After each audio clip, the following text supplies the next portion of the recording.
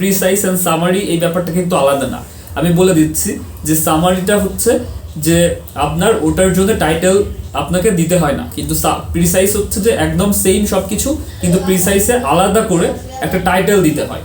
এই হ্যালো, কি অবস্থা আপনাদের? আশা করছি সবাই অনেক বেশি ভালো আছেন। আজকের ভিডিওতে আপনাদের সবাইকে স্বাগত। আমি আভাস আছি আপনাদের সাথে। আজকে মূলত আমরা কথা বলবো যে আপনাদের এই যে 2-3 মাসের একটা প্রিপারেশন ছিল, আপনারা বেশ একটা সময় পেয়েছেন আপনাদের এইচএসসি পরীক্ষার পরে। তো অ্যাডমিশনের জন্য আপনাদের প্রিপারেশনটা কেমন নিয়েছেন এবং ওভারঅল সব কিছু মিলে এখন আসলে পড়াশোনার অবস্থাটা কি বা কীভাবে পড়বেন। দেখুন, অনেকেই এরকম থাকবেন যে পড়া মোটামুটি হয়েছে, অনেক কিছুই পড়ে ফেলেছেন। এরকম অনেকেই থাকবেন যারা হচ্ছে যে কী পড়বেন এটাই বুঝেননি, বা কী পড়বো অনেকেই অনেক কিছু পড়েছেন কিন্তু গোছাতে পারেননি। অনেক এরকম থাকবে, আর অনেকে তো পড়াশোনাই করেননি। সো হ্যাঁ, সবাই পড়াশোনা করেছেন, কম বেশি সবাই পড়েছেন, তবে গোছানো পড়াটা অনেক বেশি ইম্পর্টেন্ট। আপনারা যে প্রিপারেশন নিয়ে থাকেন, আপনাদের হয়তো বা আপনার সামনে যে ঈদ আসছে, রোজার তারপর হচ্ছে ঈদ, মোটামুটি আমরা আইডিয়া করতে পারি অনুমেয় যে এর পরেই হয়তো বা আপনাদের অ্যাডমিশন হতে পারে। এটা অনুমেয়, এখনও কিন্তু নিশ্চিত নয়। তো আপনাদের এই যে সময়টা রয়েছে, যারা মোটামুটি পড়েছেন, আমার কাছে মনে হয় যে আপনারা যদি একটু গোছাতে পারেন, সব কিছু একটু গুছিয়ে রাখতে পারেন, তাহলে কিন্তু আমি এর আগেও আমার ভিডিওতে বলেছি সেটা কিন্তু অনেক বেশি ফ্রুটফুল হবে। আমি রিটেন নিয়ে ভিডিও বানিয়েছি আপনাদের রিকোয়েস্টে, ইংলিশ বাংলা রিটেন জিকে নিয়ে বানিয়েছি, কিভাবে পড়বেন সেটা দেখিয়েছি, ইংলিশের দেখিয়েছি, রিটেন নিয়ে কিছু কথা বলেছি। সো এরকম অনেক ভিডিও আছে, আমার ডেসক্রিপশনে লিঙ্ক দেওয়া থাকবে, বা আমার চ্যানেলটা একটু ভিজিট করলে আপনারা সব কিছু পেয়ে যাবেন। তো মূল কথায় চলে আসি, গোছানো পড়ার যে ব্যাপারটা। দেখুন, আপনি বাংলার ধরুন সব গল্প এবং কবিতাগুলো পড়ে ফেলেছেন। এখনও তো আসলে নিশ্চিত করে জানায়নি যে আপনাদের কি সিলেক্টেড বা শর্ট সিলেবাসে আপনাদের অ্যাডমিশনটা হবে নাকি পুরোপুরি। সো আমরা ধরে নিচ্ছি যে পুরোপুরি আপনাদের সিলেবাসে পরীক্ষা হবে। সো তাহলে কিন্তু আপনাকে সব কিছুই পড়তে হবে, আর সেটা যদি হয়ে থাকে তো আমি ধরছি আপনি পুরোপুরি পড়ে ফেলেছেন, আপনার পড়া কমপ্লিট। সো এখন আপনাকে যেটা করতে হবে, এটা রিভাইজ করে একটু সুন্দর করে নোট আউট করতে হবে। কোথায় কোন পয়েন্টগুলো আপনাকে খুঁজে বের করতে হবে আপনার কম মনে থাকে, বা ওইটা আসলে আপনার একটু মনে করতে অসুবিধায় পড়তে হয়। ওই ব্যাপারগুলো আপনি যদি একটু খাতায় লিখে আপনার পড়ার যে টেবিল রয়েছে সেই টেবিলের সামনে যদি একটু লাগিয়ে রাখতে পারেন, অথবা এমন একটা জায়গায় রাখলেন যেটা আপনার চোখের সামনে থাকে, আপনি আপনার ম্যাক্সিমাম সময় যেখানে কাটান সেটা তো অবশ্যই এখন বলতে গেলে পড়ার টেবিল। সো আপনি আশপাশে যদি একটু লাগিয়ে রাখেন, একটু বড় করে বোল্ড করে একটু আন্ডারলাইন করে, দেখবেন এটা আপনার জন্য অনেক ফ্রুটফুল হবে। কারণ একটা কথাই কিন্তু আছে যে চোখের আড়াল তো মনের আড়াল। সো আপনি যদি একটু চোখের সামনে রাখতে পারেন তাহলে এটা কোনোভাবেই মনের আড়াল হবে না। আর একটা ব্যাপার, যে ধরুন আপনি পুরোপুরি আপনার বাংলা কবিতাটা আপনি পড়ে ফেলেছেন, খুব সুন্দর করে পড়েছেন। ধরুন 18 বছর বয়স কবিতাটা আপনি পড়েছেন। এখন 18 বছর এই কথাটা কতবার ব্যবহৃত হয়েছে কবিতার মধ্যে, বয়স কতবার ব্যবহার হচ্ছে, এই ধরনের আমরা বিগত সালের প্রশ্ন কিন্তু দেখেছি যে এসেছে। এবং পাঠ পরিচিতিটা আপনি খুব সুন্দর করে তো অবশ্যই পড়বেন, কবিতাটা খুব সুন্দর করে প্রত্যেকটা লাইন। এটা একটা ভালো ব্যাপার যে প্রথম একটা কবিতার প্রথম 2 লাইন এবং শেষ 2 লাইন এটা কিন্তু মনে রাখবেন। আপনি কিন্তু এই ধরনের প্রশ্ন দিয়ে দিতে পারে। এবং আরেকটা ব্যাপার যে গল্পেও করে থাকে, ধরুন বিড়াল গল্পটা আপনি পড়েছেন, এখন বিড়াল গল্পের শেষের সেন্টেন্সটা কি আছে, শেষের লাইনটা কি আছে, আপনার এরকম 4টা দিয়ে আপনাকে এমসিকিউতে কিন্তু বলতে পারে যে কোনটা আসলে বিড়াল কবিতার সর্বশেষ লাইন। হ্যাঁ, সো এটা একটু মাথায় রাখবেন। এই ব্যাপারগুলো অনেকেই ভুলে যায়। আর অনেকেই আছে যে সাল দিয়ে অনেক মনে করে যে আসলে এত সাল কীভাবে মনে রাখবো। দেখুন, সব কিছু আসবে না। সো আপনি যেটা করবেন, আপনি একটু বিগত বছরের প্রশ্নগুলো দেখবেন যে ঠিক কোন ধরনের সাল বেশি এসে থাকে। কারণ আমি কিন্তু আমার বিগত ভিডিওগুলোতেও বলেছি যে প্রত্যেকটা ইউনিভার্সিটি একটা সিকোয়েন্স ফলো করে। সো আপনারা যদি একটু এটা নিয়ে রিসার্চ করেন, দেখুন সব কিছু আপনার হাতের মধ্যে আছে, আপনার ইন্টারনেট আছে, আপনি চাইলে ব্রাউজ করে গত বছরের প্রশ্ন কিন্তু পেয়ে যাবেন। আর অনেকেই আসলে প্রশ্ন ব্যাংক আছে। সো একটু অ্যানালাইসিস করে এই ব্যাপারটা যদি দেখেন, আপনার এত বেশি আসলে পড়া লাগবে না। এইখানে আসলে ট্যাকটিক্স বা টেকনিক অ্যাপ্লাই করাটা অ্যাডমিশনে আসলে সাকসেস পাওয়ার একটা বড় আমরা বলতে পারি মাধ্যম। আপনি গাধার মতো পড়লেন, কিছু হবে না। বাট মেইন কথা যে আমার স্লোলি বাট শিওরলি, এই কথাটা তো আমি অনেক করে বলি। আর দেখেন, যদি পরিশ্রমী সব হতো তাহলে কিন্তু বনের রাজা হতো কি বলেন তো, গাধা। কিন্তু বনের রাজা হচ্ছে সিংহ, কারণ সে হচ্ছে অনেক বেশি, তার টেকনিক আছে, সে ইউনিক চিন্তা ভাবনা করে।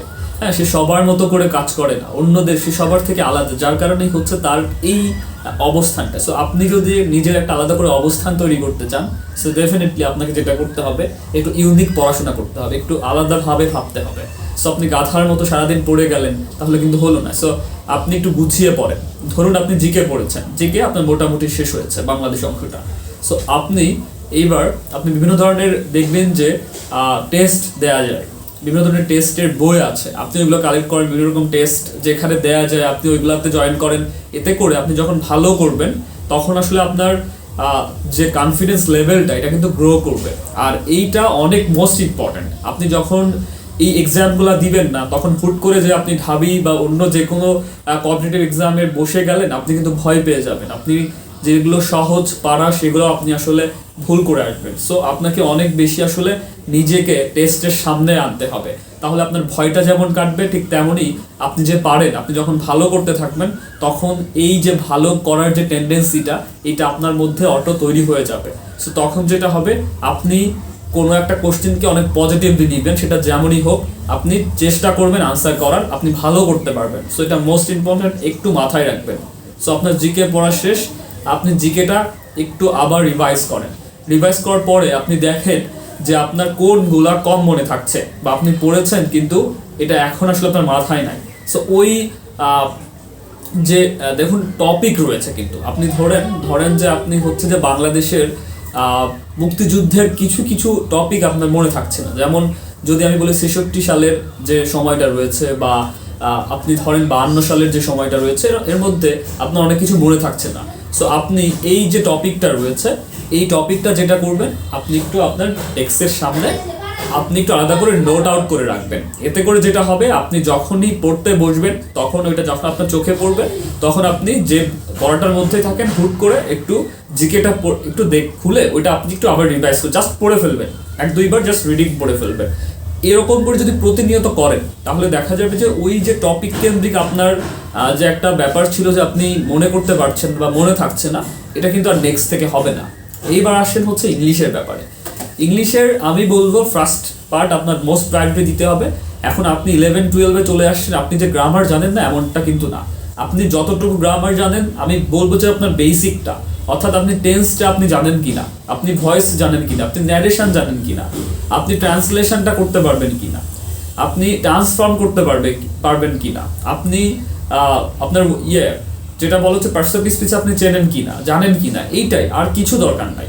আপনি এই গ্রামারগুলাই হচ্ছে আপনার বেসিক। যদি এইগুলা ক্লিয়ার থাকে, আমি বলবো আপনার বেশি কিছু করতে হবে না। আপনি জাস্ট কম্পিটিটিভ এক্সামগুলোতে ঢাবিতে যদি পরীক্ষা দিয়ে থাকেন, চিন্তা ভাবনা করেছেন, তাহলে ওখানে কোন ধরনের প্রশ্ন এসেছে আমি কিন্তু আমার ভিডিওতে আমি দেখিয়েছি, আমার ডিসক্রিপশনে দেওয়া থাকবে যে কিভাবে আমি রিসার্চ করে দেখিয়েছি যে কোন টপিকগুলো প্রতি বছর প্রশ্ন আসছে। সো আপনি এগুলো একটু পড়ে ফেলেন। এরপরে আসেন যে আপনি ফার্স্ট পার্টটা আপনি খুব সুন্দর করে, এখনো যে সময় আছে আমি বারে বারে বলছি, টিচাররা কিন্তু দেখার চেষ্টা করেন যে আপনি কতটুকু বইয়ের সাথে সম্পৃক্ত। সো আপনারা যেটা করবেন, আপনারা খুব সুন্দর করে first part English first part বইটা একদম শেষ থেকে শুরু খুব সুন্দর করে প্রত্যেকটা লেসনের, প্রত্যেকটি ইউনিটের প্রত্যেকটা লেসন আপনারা পড়ে ফেলবেন। সবগুলো ইম্পর্টেন্ট এখানে।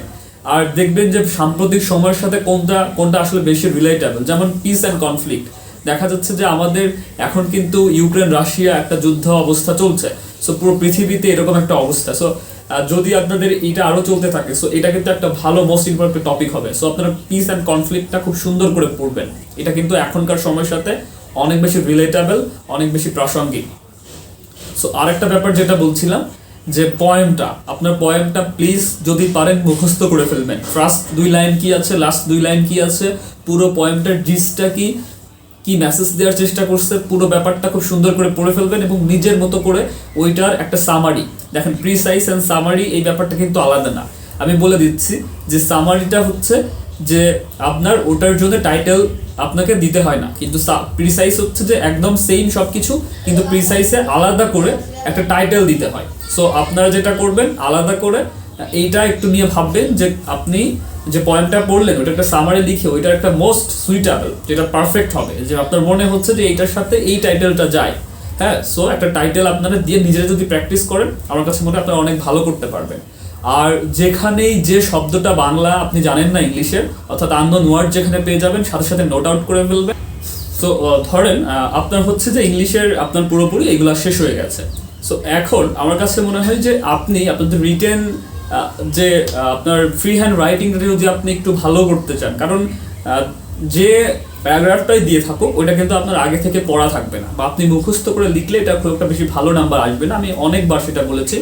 সো আপনি প্রতিদিন কি করছেন, আপনি আপনার সারাদিনের কাজকর্মের মধ্যে যেগুলো করে থাকেন, আপনি পড়াশোনা করছেন, আপনি প্রে করছেন, আপনি বাইরে ঘুরতে যাচ্ছেন একটু হালকা, আপনি খাওয়া দাওয়া করছেন, সব কিছু যদি আপনি আপনার মতো করে ইংলিশে আপনি জাস্ট লিখবেন, মানে এটা হচ্ছে আপনার ডায়েরি মেইনটেন, যে আমি আজকে সকালে ঘুম থেকে ওঠার পরে আজকে সারাদিন কি করেছি।